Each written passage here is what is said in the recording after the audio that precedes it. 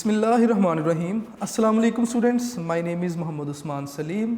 I am from UGI chemistry department. Students, chapter 6 हमने last lecture में complete किया था, ठीक है। और अभी नेक्स्ट हम एक्सरसाइज स्टार्ट कर रहे हैं चैप्टर 6 की। तो पेज नंबर 191 है। पेज 191 से हम एक्सरसाइज स्टार्ट करेंगे और सबसे पहले हम MCQs देखेंगे इस चैप्टर के। तो आइए स्टूडेंट्स, MCQs के लिए फर्स्ट स्टेटमेंट देखेंगे जरा MCQ की। An ionic compound AB is mostly like to be formed. कहते हैं जी कि आयोनिक कंपाउंड कब बनेंगे। अगर आप आयनाइजेशन या आयोनिक बॉन्ड की डेफिनेशन ज़रा रिकॉल करें। क्वेश्चन नंबर 1 है ये और MCQs हैं। और MCQs में हम फर्स्ट MCQ डिस्कस करने जा रहे हैं। MCQ नंबर 1 है।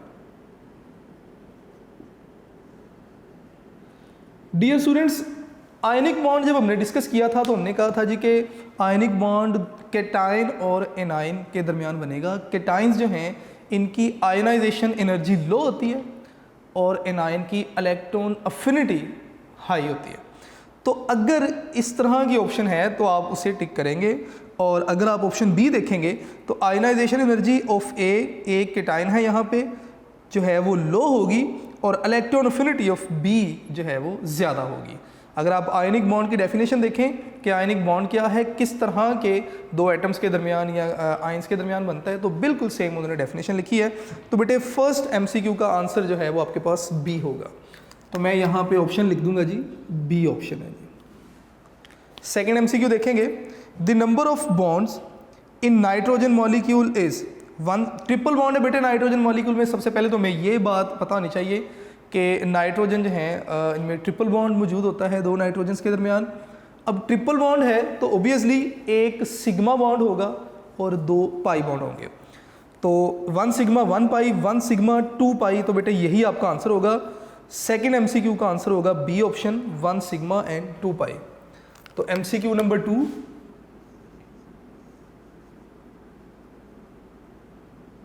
इसी तरह MCQ नंबर 3। MCQ नंबर 2 का जो आंसर है that is B, 1 sigma and 2 pi. Students, MCQ number 3 देखेंगे। Which of the following statement is not correct regarding bonding molecular orbital. कौन सी स्टेटमेंट जो है वो करेक्ट नहीं है।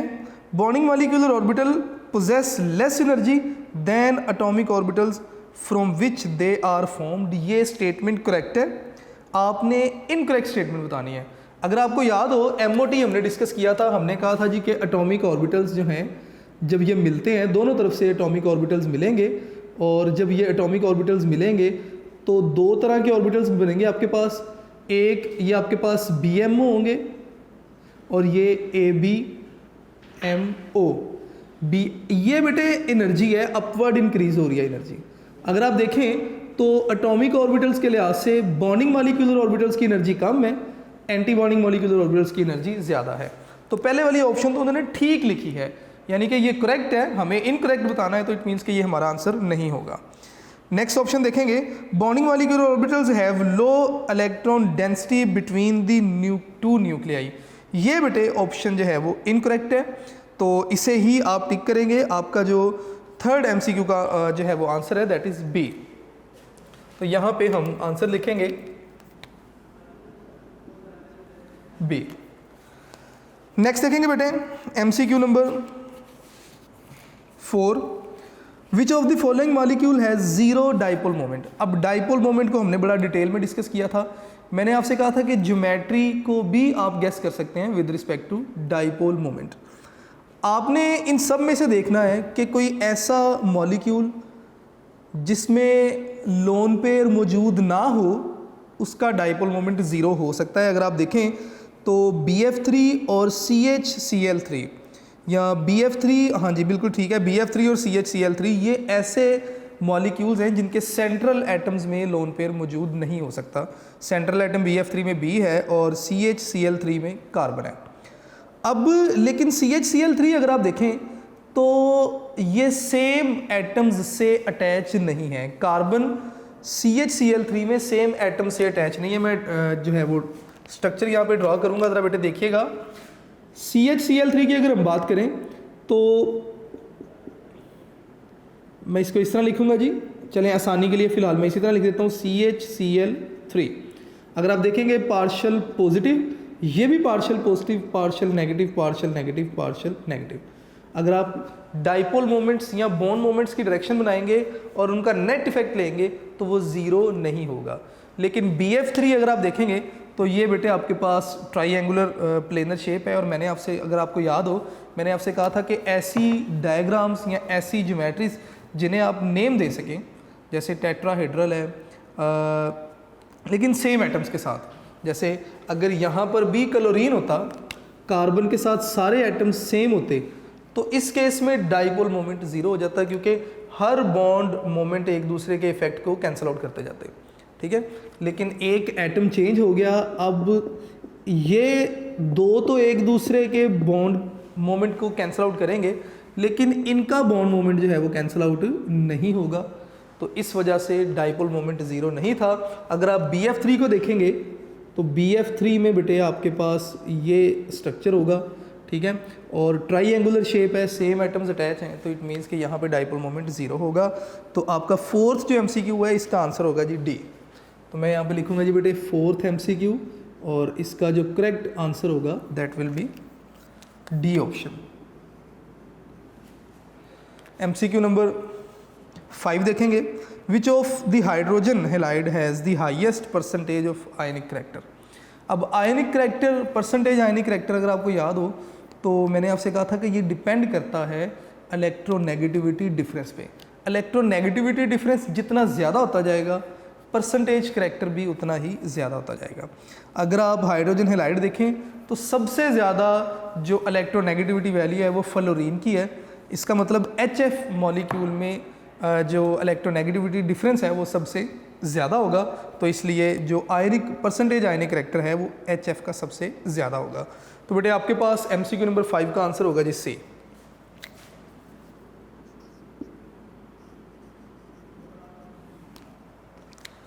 C option will be the correct one. Next देखेंगे जी MCQ number 6, which of the following species has unpaired electron in anti bonding molecular orbital. किनके anti bonding molecular orbitals में अनपेयर्ड इलेक्ट्रॉन्स होंगे। अब डियर स्टूडेंट्स, इसका answer तो हमें सारे structures draw करने पड़ेंगे, लेकिन मैं डायरेक्ट आंसर बता देता हूँ और साथ में स्ट्रक्चर भी ड्रा कर दूंगा उसका। इस केस में B ऑप्शन यानी कि N2-2 जो है, इस केस में एंटी बॉन्डिंग मॉलिक्यूलर ऑर्बिटल्स में अनपेयर इलेक्ट्रॉन मौजूद होंगे। किस तरह, ज़रा इसके डायग्राम को यहाँ पे देख भी लेते हैं। नाइट्रोजन की अगर मैं बात करूँ तो नाइट्रोजन एटॉमिक नंबर 7, तो अगर आप इसका जो है वो इलेक्ट्रॉनिक कन्फिग्रेशन देखेंगे तो दैट इज़ 1s2 2s2 और 2px 2py और 2pz। मैं यहाँ पे 2px लिख देता हूँ, 2py लिख देता हूँ और 2pz लिख देता हूँ। 4 5 6 7 it is the electronic configuration of nitrogen. जब आप MOT डायग्राम बनाने जाएंगे तो ज़रूरी नहीं है कि आप SB बनाएंगे, आप सिर्फ वो एटॉमिक ऑर्बिटल्स को ड्रा कर सकते हैं जिनमें अनपेयर इलेक्ट्रॉन मौजूद हैं। तो अब अगर आप देखें तो N2 की हम बात कर रहे हैं, तो इसका मतलब 2 नाइट्रोजन मौजूद हैं। एक नाइट्रोजन को आप इस तरफ लिखेंगे और एक नाइट्रोजन को इस तरफ, और अनपेयर जो ऑर्बिटल हैं या जो हाफ फील्ड ऑर्बिटल है उन्हें आप लिख लें। नाइट्रोजन का px py और pz, दूसरे नाइट्रोजन का px py और pz, तीनों में एक एक इलेक्ट्रॉन है। तो जब ये तीनों इसके 3 और इसके 3 एटॉमिक ऑर्बिटल इंटरमिक्स होंगे तो आपके पास इंटरमिक्स होने के बाद जो है वो मॉलिक्यूलर ऑर्बिटल्स बनेंगे जिसमें बॉन्डिंग भी होंगे और एंटी बॉन्डिंग भी होंगे। तो स्टूडेंट्स यहाँ पे ज़रा देखते रहिएगा साथ साथ। सबसे पहले तो आपको याद होना चाहिए कि इन केस ऑफ नाइट्रोजन जो px है वो जंप करके ऊपर आ जाता है। क्यों? क्योंकि रिपल्शन होती है इसकी 2s के साथ। इसका मतलब ये py पाई py या पाई 2py भी आप लिख सकते हैं। मैं यहाँ पे लिख देता हूँ जी कि पाई 2py, ये पाई 2pz था और ये पाई सिग्मा 2px है। और इसी तरह अब आप क्या करेंगे, इनके एंटी बॉन्डिंग बना देंगे तो आप यहाँ पे लिखेंगे जी पाई स्टार 2py और ये हो जाएगा जी पाई स्टार 2pz और सबसे ऊपर आ जाएगा जी आपके पास सिग्मा स्टार 2px। अब डियर स्टूडेंट्स होगा क्या कि 1 2 3 4 5 6 इलेक्ट्रॉन्स हैं, 1 2 3 4 5 6 electrons in case of nitrogen यहाँ पे कंप्लीट हो जाएगा। अगर मैं यहाँ पे N2 माइनस लिख दूँ तो इसका मतलब कि एक नाइट्रोजन था, उसके पास भी एक एक्स्ट्रा इलेक्ट्रॉन है और दूसरे नाइट्रोजन के पास भी एक एक्स्ट्रा इलेक्ट्रॉन है, ठीक है। और अगर मैं N माइनस लिखूँगा यहाँ पे तो नाइट्रोजन एक एक्स्ट्रा इलेक्ट्रॉन और एक्स्ट्रा इलेक्ट्रॉन यहाँ पे आ जाएगा। और अगर मैं N-2 या 2 माइनस लिखता हूँ यहाँ पे तो इसका मतलब इस तरह के दो नाइट्रोजन ने आपस में ट्रिपल बॉन्ड बनाया और इस तरह का जो नाइट्रोजन होगा उसके पास एक्स्ट्रा इलेक्ट्रॉन है, तो मैं यहाँ पे और यहाँ पे एक एक इलेक्ट्रॉन और ऐड कर दूंगा। अब 2 इलेक्ट्रॉन आपके पास और भी हैं, एक इलेक्ट्रॉन यहाँ पे आ जाएगा, एक इलेक्ट्रॉन यहाँ पे आ जाएगा। तो आपने देखा कि N2 माइनस के केस में एंटी बॉन्डिंग मॉलिक्यूलर ऑर्बिटल्स में अनपेयर इलेक्ट्रॉन्स मौजूद हैं। इसी तरह बेटे आप बाकी डायग्राम्स भी जब ड्रॉ करेंगे तो आप देखेंगे कि बाकी जो आपके पास MOT डायग्राम्स बनेंगी उनमें एंटी बॉन्डिंग मॉलिक्यूलर ऑर्बिटल्स में या पेयर होंगे या उनमें इलेक्ट्रॉन मौजूद नहीं होंगे, जो यहाँ पे ऑप्शन गिवन है उन केस के लिए। तो ये बेटे MCQ से कुछ। अब नेक्स्ट हम क्वेश्चन नंबर 2 को देखेंगे। पहले इसका आंसर देख लें बेटे। MCQ नंबर 6 आंसर इस बेटे इसका होगा बी ऑप्शन। MCQ नंबर 6 और आंसर इसका होगा जी बी ऑप्शन। ले जी question number 2 fill in the blanks है, हमारे सिलेबस का हिस्सा नहीं है, हम इसे डिस्कस नहीं करेंगे। क्वेश्चन नंबर 3 ट्रू फॉल्स है, हम इन्हें डिस्कस नहीं करेंगे। क्वेश्चन नंबर 4 पे आएंगे बेटे। What is a chemical bond, discuss the formation of ionic and covalent bond, how does the electronegativity differentiate between ionic and covalent bond. तो सबसे पहले तो आयनिक बॉन्ड की आप what is chemical bond, chemical bond की आप definition बता देंगे, ठीक है। ये सारा चैप्टर 6 में स्टार्ट में हमने पढ़ा था कि केमिकल बॉन्ड क्या है। उसके बाद नेक्स्ट आपने आयनिक बॉन्ड और कोवलेंट बॉन्ड को डिफाइन करके एक एक एग्जांपल उनकी फॉर्मेशन बताएंगे और उसके बाद बेटे आप इलेक्ट्रोनेगेटिविटी को डिफाइन करेंगे और फिर आप बताएंगे कि इलेक्ट्रोनेगेटिविटी से हमें कैसे पता चलता है कि कोई बॉन्ड आयनिक है या कोवलेंट है। तो ऑब्वियसली अगर इलेक्ट्रोनेगेटिविटी डिफरेंस 1.7 से कम होगा तो कोवलेंट बॉन्ड और अगर 1.7 से ज़्यादा होगा तो आयनिक बॉन्ड, और अगर 1.7 है तो 50% कोवलेंट और 50% आयनिक बॉन्ड। इलेक्ट्रोनेगेटिविटी के लिहाज से अगर परसेंटेज आयनिक कैरेक्टर पूछा जाता तो वो कुछ और बात थी। नेक्स्ट बेटा देखेंगे जी, define ionisation energy and electron affinity. आपने आयोनाइजेशन एनर्जी की डेफिनेशन लिखनी है, इलेक्ट्रॉन अफिनिटी की भी डेफिनेशन लिखनी है। How these quantities change in the periodic table, आपने पीरियोडिक टेबल में ग्रुप्स और पीरियड्स में इनका ट्रेंड बता देना है, ठीक है। What factors are responsible for their variation, और इनकी वेरिएशन में कौन से फैक्टर्स हैं। फॉर एग्जांपल मैं आयनाइजेशन एनर्जी की बात करूंगा। आयनाइजेशन एनर्जी पीरियोडिक टेबल में टॉप टू बॉटम डिक्रीज होती है, क्यों डिक्रीज होती है, रीजंस इसके फैक्टर्स हैं। रीजंस क्या थी, एटॉमिक साइज इंक्रीज होता है, एटॉमिक साइज इंक्रीज होगा तो वैलेंस इलेक्ट्रॉन न्यूक्लियस से दूर चला जाएगा, न्यूक्लियस और वैलेंस इलेक्ट्रॉन के दरमियान अट्रैक्शन वीक हो जाएगी, शील्डिंग इफेक्ट भी इंक्रीज होगा। ये सारी रीजंस मिल के आयनाइजेशन एनर्जी को डिक्रीज कर देती हैं, कम करती हैं। और आयनाइजेशन एनर्जी था क्या, आपने किसी एटम के वैलेंस इलेक्ट्रॉन को उस एटम में से बाहर निकालना है, that is called ionisation energy. Same trend होगा बेटे इलेक्ट्रॉन अफिनिटी का भी पीरियोडिक टेबल में। अब इनके ट्रेंड्स में कुछ अबनॉर्मेलिटीज़ हैं, ड्यूरिंग लेक्चर्स मैंने वो अबनॉर्मेलिटीज़ बताई थी आपको। आप रीजंस चाहे ना लिखिएगा या कंप्लीट अबनॉर्मेलिटी को डिस्कस नहीं कीजिएगा, लेकिन आपने बताना ज़रूर है कि आयनाइजेशन एनर्जी में अबनॉर्मेलिटी क्या है और इलेक्ट्रॉन अफिनिटी में अबनॉर्मेलिटी क्या है। स्टूडेंट्स क्वेश्चन नंबर 5 का बी पार्ट देखेंगे। Explain what do you understand by the term electronegativity. Electronegativity को डिफाइन करेंगे आप लोग। डेफिनेशन क्या थी कि स्ट्रेंथ है किसी भी एटम की कि शेयर्ड पेयर को वो अपनी तरफ अट्रैक्ट करे, एबिलिटी है किसी भी एटम की, तो ये इलेक्ट्रोनेगेटिविटी कहलाती है। Discuss it's variation in periodic table, how does it effect the bond strength. इसकी वेरिएशन भी ऑलमोस्ट आयनाइजेशन एनर्जी की तरह ही थी और बॉन्ड पे क्या इफेक्ट होगा, अगर इलेक्ट्रोनेगेटिविटी डिफरेंस ज़्यादा है तो आयनिक बॉन्ड है, किससे ज़्यादा 1.7 से, और अगर इलेक्ट्रोनेगेटिव डिफरेंस 1.7 से कम है तो कोवलेंट बॉन्ड। तकरीबन सेम बातें बार बार जो हैं वो आपके लिए रिपीट होती जाएंगी। क्वेश्चन नंबर 6 देखेंगे, right the Lewis structure for the following compounds. आपने इन कंपाउंड्स के लिए लिविस स्ट्रक्चर्स ड्रॉ करने हैं। फॉर एग्जांपल HCN है, हाइड्रोजन साइनाइड है, इसी तरह कार्बन टेट्राक्लोराइड है, CS2 है, ठीक है। ये सारे आपको कंपाउंड्स दिखाए गए। इनके लिए बेटे आपने क्या करना है, लिविस स्ट्रक्चर्स ड्रॉ करने हैं। तो 1 से 2 स्ट्रक्चर्स मैं ड्रॉ करूँगा आपके लिए, बाकी बेटे आपने खुद से देखना है, इसको ट्राई करना है, ईजी है, मुश्किल नहीं है, ठीक है। तो फॉर एग्जाम्पल क्वेश्चन नंबर 6 है, इसका फर्स्ट पार्ट देखेंगे हम।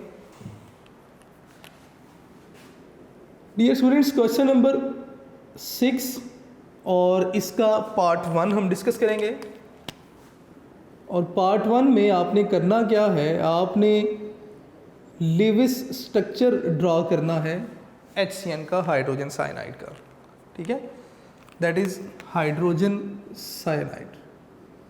अब लिविस स्ट्रक्चर को हम डॉट क्रॉस स्ट्रक्चर भी कहते हैं, यानी कि एक एटम के इलेक्ट्रॉन्स को आप डॉट से शो कर देंगे और दूसरे एटम के इलेक्ट्रॉन्स को आप क्रॉस से शो कर देंगे। तो स्टूडेंट्स इनके स्ट्रक्चर्स देखते हैं। सेंट्रल एटम आपके पास कार्बन है। जब भी आप लिविस स्ट्रक्चर ड्रॉ करने जाएं तो एटलीस्ट आपको पता होना चाहिए कि जिस एटम के लिए लिविस स्ट्रक्चर ड्रॉ करने जा रहे हैं उस एटम के आउटर मोस्ट शेल में कितने इलेक्ट्रॉन हैं। अगर आपको वैलेंस इलेक्ट्रॉन्स का नंबर पता है, तादाद पता है, तो आप इजीली लिविस स्ट्रक्चर ड्रॉ कर सकते हैं। अब प्रॉब्लम यह है कि बहुत सारे बच्चों को ये याद नहीं होगा। तो इसके लिए बेटे आपने करना क्या है, आपने एक लाइन याद रखनी है कि जो एटम जिस ग्रुप में होगा उस एटम के आउटर मोस्ट शेल में उतने ही इलेक्ट्रॉन्स होंगे। मैं अपनी बात को दोबारा रिपीट कर रहा हूँ कि जो एटम जिस ग्रुप में होगा उस एटम के आउटर मोस्ट शेल में उतने ही इलेक्ट्रॉन्स होंगे। For example carbon 4th group में है तो इसके आउटर मोस्ट शेल में 4 इलेक्ट्रॉन्स हैं। नाइट्रोजन 5th ग्रुप में है तो आउटर मोस्ट शेल में 5 इलेक्ट्रॉन है। तो आइए स्टूडेंट्स इनका लिविस स्ट्रक्चर ड्रॉ करते हैं।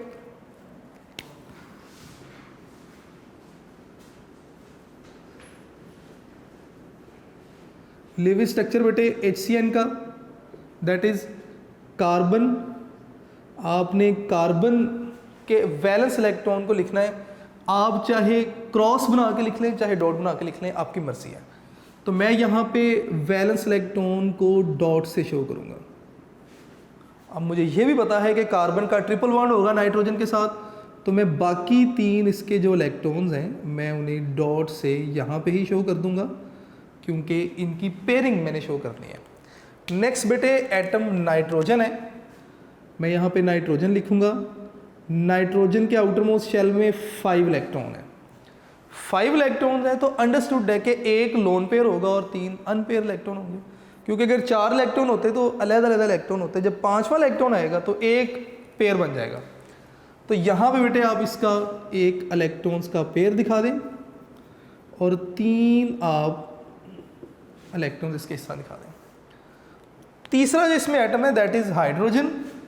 हाइड्रोजन को भी आप इस तरह लिखें, हाइड्रोजन के आउटर मोस्ट शेल में 1 इलेक्ट्रॉन है, मैंने क्रॉस से शो कर दिया। यानी कि एक एटम के इलेक्ट्रॉन को क्रॉस से, दूसरे के डॉट, फिर क्रॉस, अगर और एटम होता तो डॉट आ जाता। तो ये बेटे आपके पास डॉट क्रॉस फार्मूला या लिविस स्ट्रक्चर भी कहलाता है। इनमें बॉन्ड अगर आप देखेंगे तो कार्बन और नाइट्रोजन में ये 3 इलेक्ट्रॉन शेयर हुए हैं, यहाँ पे 1 इलेक्ट्रॉन शेयर हुआ। तो ये आपके पास लिविस स्ट्रक्चर कहलाएगा। अगर आप इसे इस तरह नहीं लिखना चाहते, इस तरह भी लिख सकते हैं या इसे आप इस तरह भी लिख सकते हैं कि HC ट्रिपल बॉन्ड N, आप इसे इस तरह से भी लिख सकते हैं। इसी तरह नेक्स्ट अगर आप एग्जांपल देखेंगे तो CCl4 है। मैं लास्ट एग्जांपल बेटे आपके लिए कर रहा हूँ CCl4, बाकी आप लोगों ने खुद से देखना होगा।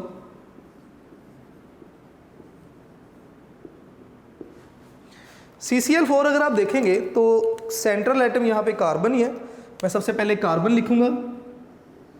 कार्बन के अराउंड 4 मैं इलेक्ट्रॉन बनाऊंगा, क्योंकि कार्बन 4th ग्रुप से है तो 4 ही वैलेंस इलेक्ट्रॉन होंगे। अगर 5वां इलेक्ट्रॉन होता तो मैं एक और लिखता, एक पेयर बन जाता और 3 अनपेयर होते। खैर 4 इलेक्ट्रॉन है, मैंने 4 लिखे। कार्बन के चारों तरफ 4 Cl है तो मैं यहाँ पे 4 Cl एटम्स लिखूँगा। सबसे पहले एक क्लोरीन एटम, ये ले जी, इसका एक इलेक्ट्रॉन, ये 3 इसके लोन पेयर आ जाएंगे क्योंकि क्लोरीन के आउटर मोस्ट शेल में 7 इलेक्ट्रॉन्स मौजूद हैं। इसी तरह एक क्लोरीन का एटम ये आ गया और 3 मैं यहाँ पे लोन पेयर दिखा दूँगा। एक क्लोरीन एटम ये और 3 उसके बाकी लोन पेयर। एक क्लोरीन एटम इसी तरह यहाँ पे आ जाएगा, शेयरिंग होगी, और 3 आपने इसके लोन पेयर दिखा दिए। तो आपने देखा कि लिविंग स्ट्रक्चर बनाना बहुत ईजी है, सिर्फ आपको आउटर मोस्ट इलेक्ट्रॉन्स जो हैं वो किसी भी एटम के पता होने चाहिए कि वैलेंस शेल में कितने इलेक्ट्रॉन हैं। अगर आप इसको बॉन्ड वे में बनाना चाहते हैं तो आप इसे इस तरह लिख सकते हैं, क्लोरीन है, क्लोरीन है, क्लोरीन है, और यहाँ पे भी क्लोरीन है, CCl4। स्टूडेंट्स, इसकी एग्जांपल में एग्जांपल 4 आप देखेंगे तो NH3 और AlF3 इनके दरमियान अगर आप देखेंगे तो कोऑर्डिनेट कोवलेंट बॉन्ड है। तो बेटे ज़रा इसे भी देख लें आप एक बार, ताकि प्रॉब्लम नहीं हो इसको देखने में या स्ट्रक्चर ड्रा करने में। तो NH3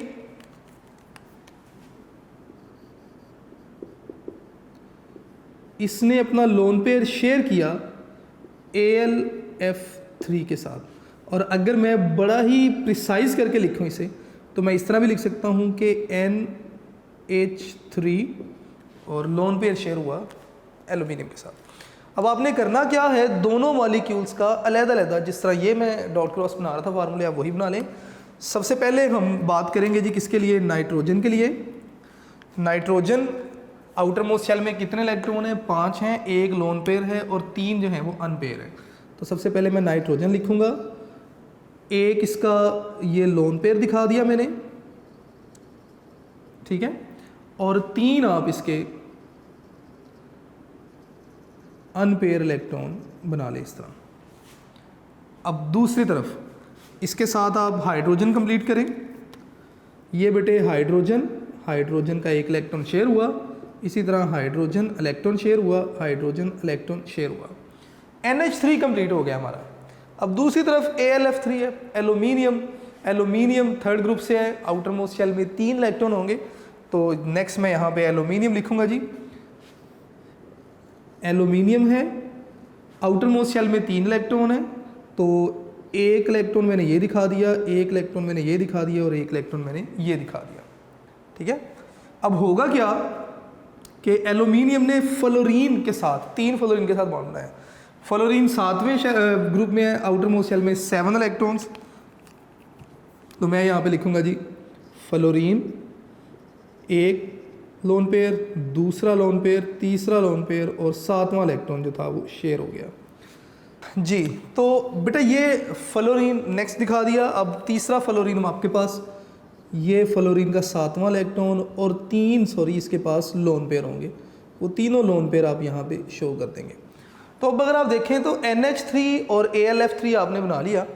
अब ये जो नाइट्रोजन का लोन पेयर था, actually this lone pair is shared with aluminium. तो सिंपल ये आपके पास बेटे डॉट क्रॉस स्ट्रक्चर या लिवी स्ट्रक्चर भी आप कह सकते हैं, या अगर आप इसे लिखना चाहें तो इस तरह भी लिख सकते हैं कि NH3 और प्रिसाइज करके लिखेंगे अगर तो वही बात कि NH3 लोन पेयर शेयर हुआ AlF3 के साथ। आप इसे इस तरह से भी लिख सकते हैं, या बॉन्ड्स को बिल्कुल ओपन करना चाहें तो बिल्कुल ओपन करके भी आप लिख सकते हैं, बल्कि बिल्कुल ओपन करके ही लिखेंगे आप। ये 3 बॉन्ड आप शो कर दें इस तरह, ठीक है, और फ्लोरीन के भी 3 बॉन्ड आप ये शो कर देंगे। ले जी, ये आपके पास लिविस स्ट्रक्चर बन जाएगा। अब ये क्वेश्चन नंबर बेटे 6 था। क्वेश्चन नंबर 7 आ जाए अब। Explain qualitatively the valence bond theory, how does it differ from molecular orbital theory. अब आपने VBT को एक्सप्लेन करना है और VBT और MOT दोनों में डिफरेंस भी बताना है। बेटे मैं एक्सप्लेन करूंगा और आप लोग जो डिफरेंस है आप उन्हें याद करेंगे, और जब भी हम कंपैरिजन लिखते हैं या डिफरेंस लिखते हैं तो पेज को हाफ करते हैं, विद पेंसिल 2 हाफ्स में ले जाते हैं पेज को। एक तरफ MOT लिखेंगे, एक तरफ VBT लिख लें, और फिर उनके डिफरेंस, VBT क्या कहती है, उसके पैरेलल MOT जो है वो उसमें क्या इन्फॉर्मेशन है आप लिखते जाएंगे। अब स्टूडेंट्स VBT अगर आपको याद हो तो वो कहते हैं जी कि जो ऑर्बिटल्स हैं, एटॉमिक ऑर्बिटल्स, ये क्या करते हैं, ओवरलैप करते हैं, और ओवरलैप करने से बॉन्डिंग होती है। ये जो ओवरलैप है ये हेड टू हेड भी हो सकता है और पैरेलल ओवरलैपिंग भी हो सकती है। अगर हेड टू हेड ओवरलैप है तो सिग्मा बॉन्ड, अगर पैरेलल ओवरलैपिंग है तो पाई बॉन्ड। एमओटी कहती है कि एटॉमिक ऑर्बिटल्स मिलते हैं और मिलने के बाद ये क्या करते हैं, मॉलिक्यूलर ऑर्बिटल्स बना देते हैं। मॉलिक्यूलर ऑर्बिटल्स में बॉन्डिंग मॉलिक्यूलर ऑर्बिटल्स भी होते हैं और एंटी बॉन्डिंग मॉलिक्यूलर ऑर्बिटल्स भी होते हैं, ठीक है। इस तरह आपने दोनों में ये बताना है। दूसरे नंबर पे अगर आप वीबीटी की अगर हम बात करें तो नेक्स्ट बेटे आप बताएंगे कि वीबीटी में जो एटॉमिक ऑर्बिटल्स ओवरलैप करते हैं इनका इंडिविजुअल करैक्टर हमेशा रहता है, यानी कि इनकी आइडेंटिटी ख़त्म नहीं हो जाती। यानी कि पीएक्स ने ओवरलैप किया है तो पीएक्स नहीं किया है ओवरलैप, ब्रेक होंगे तो पीएक्स वापस आ जाएगा। जबकि एमओटी में जब एटॉमिक ऑर्बिटल्स मिलते हैं तो वो मॉलिक्यूलर ऑर्बिटल्स में कन्वर्ट हो जाते हैं। इसका मतलब उनकी अपनी आइडेंटिटी नहीं रहती। वीबीटी में जो ऑर्बिटल हैं ये यूनिसेंट्रिक होते हैं, मतलब एक ही इनका न्यूक्लियस होता है, जबकि एमओटी में मॉलिक्यूलर ऑर्बिटल है, मॉलिक्यूल है तो मतलब न्यूक्लियस ज़्यादा हो सकते हैं। आप इस तरह करके इनमें डिफरेंस जो है वो बता सकते हैं। क्वेश्चन नंबर 7 का बी पार्ट अगर आप देखेंगे तो how the bonding in the following molecules can be explained with respect to the valence bond theory.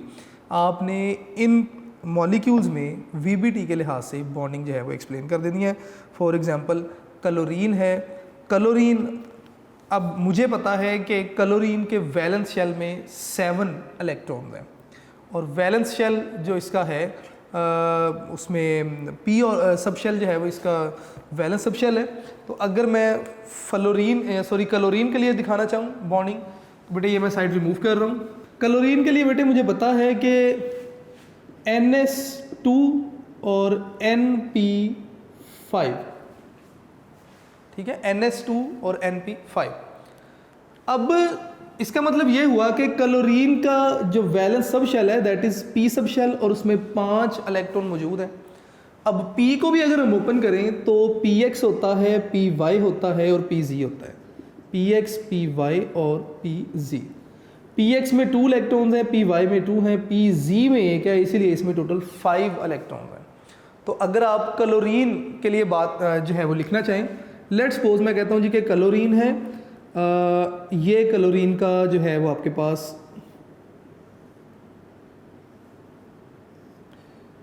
PX orbital है, लेट्स सपोज ये PY है और इस तरह आप PZ भी बना दें। PX में 2 इलेक्ट्रॉन पूरे हैं, मैं यहाँ पे 2 इलेक्ट्रॉन्स लिख रहा हूँ। PY में 2 इलेक्ट्रॉन पूरे हैं, मैंने यहाँ पे 2 लिख दिया, ये PX है, ये PY। अब PZ में 1 इलेक्ट्रॉन है तो इसका मतलब कि क्लोरीन का PZ ऑर्बिटल दूसरे क्लोरीन के PZ से ही ओवरलैपिंग करेगा। तो मैं सिर्फ PZ ऑर्बिटल दिखाऊंगा कि लेट्स सपोज ये एक क्लोरीन का PZ ऑर्बिटल है और ये दूसरे क्लोरीन का PZ ऑर्बिटल है। जब इन दोनों की ओवरलैपिंग होगी तो ओवरलैपिंग होने से टॉफ़ी शेप आप फाइनल डायग्राम बनाएंगे, जिस तरह लास्ट टाइम मैंने आपको बताया भी था कि दोनों जहाँ पे ओवरलैपिंग हुई वो वाले जो लोब्स हैं वो ओवरलैप होने के बाद उनका एरिया बढ़ा देंगे आप, तो ये आपके पास PZ ओवरलैप होगी Cl2 बनाने के लिए, ठीक है। बड़ी सिंपल सी ये डायग्राम्स हैं, आप VBT को फॉलो करेंगे साथ साथ ये डायग्राम्स बनती जाएंगी। उसके बाद बेटे क्वेश्चन नंबर 8 है, explain VSEPR theory, discuss the structure of CH4 NH3 H2O B Cl2 BF3 SO2 SO3 with reference to this theory. तो ये सारे क्वेश्चंस में डायग्राम्स बनाई हैं वेस्पर थ्योरी डिस्कस करते हुए, ये आपने खुद से बनानी है। क्वेश्चन नंबर 8 तक हम अपनी एक्सरसाइज आज कंप्लीट कर पाए हैं। इंशाल्लाह नेक्स्ट लेक्चर में क्वेश्चन नंबर 9 से स्टार्ट करेंगे। आपने बेटे बहुत सारी चीज़ें ऐसी हैं, फॉर एग्ज़ाम्पल मैंने क्वेश्चन नंबर 7 का बी पार्ट मैंने आपसे डिस्कस किया, इससे पहले मैंने क्वेश्चन नंबर 7 का ए पार्ट मैं बोर्ड पे लिख नहीं सका, क्योंकि अगर मैं हर क्वेश्चन को बोर्ड पे लिखने जाऊंगा तो हम एक्सरसाइज पे काफ़ी टाइम लगा लेंगे। तो आपने करना क्या है, कंसेप्ट लेना है, मुझसे सुनना है आंसर में है क्या, और आपने यूनिक नोट्स को फॉलो करना है और अपने लेक्चर नोट्स ज़रूर बनाते जाना है, ठीक है। यूनिक नोट्स ज़रूर देखें, साथ साथ MCQs हैं, इंपॉर्टेंट शॉर्ट क्वेश्चन हैं। तो इंशाल्लाह बेटे नेक्स्ट लेक्चर में हम क्वेश्चन नंबर 9 से स्टार्ट करेंगे। आपने अपना ढेर सारा ख्याल रखना है। अस्सलाम वालेकुम।